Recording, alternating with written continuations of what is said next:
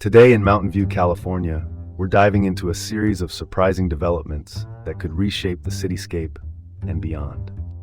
I'm Dean Bark. Welcome to the City Report with Dean Bark, reporting from Mountain View. All right, let's dive in. First up, Palo Alto is considering an audit of its automated license plate readers. These are managed by Flock Safety, and this move comes after some unauthorized data access breaches in neighboring Mountain View and Santa Clara County.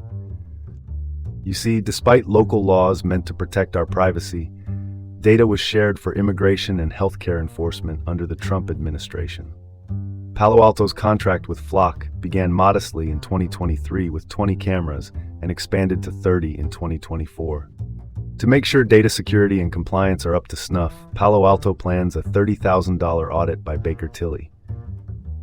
Funny thing, Baker Tilly also happens to have Flock as a client, so they'll need a conflict of interest waiver before proceeding. The findings of this audit could heavily influence whether the city decides to renew its contract in June 2026.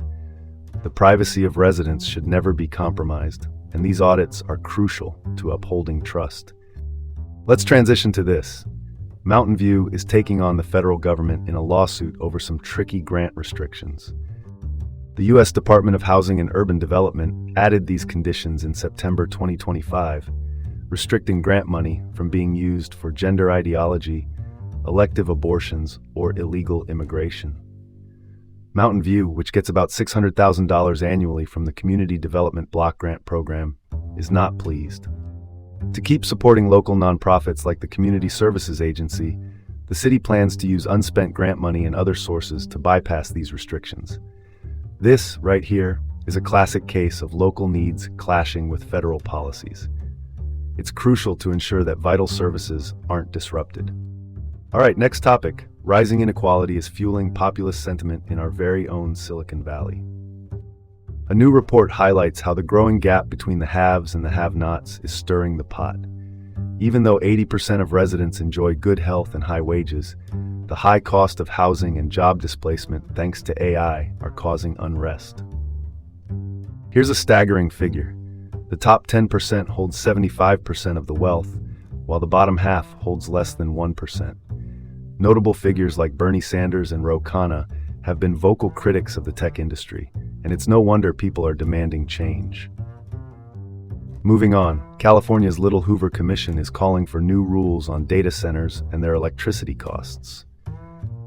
With AI-driven data centers expected to add about 10 gigawatts of demand over the next decade, the Commission suggests they should bear the costs of their impact on our power grid. Proposals include confidential reporting of electricity use and special rate categories. If data centers don't pay their fair share, consumers might be left in the dark, both literally and financially. Shifting gears, Avalon Bay Communities is moving forward with plans to add over 300 new homes in Mountain View. This project at 555 W Middlefield Road was initially approved in 2022, but faced opposition due to environmental concerns. Now, with revisions like above-ground parking garages, it's back on track. The development will add 323 housing units, some of which will be affordable and include a public park. Balancing development with community needs is crucial, and it seems Avalon Bay is taking the right steps. And that's your report for today from the City Report with Dean Bark in Mountain View. Have a great day, and join us tomorrow for more news.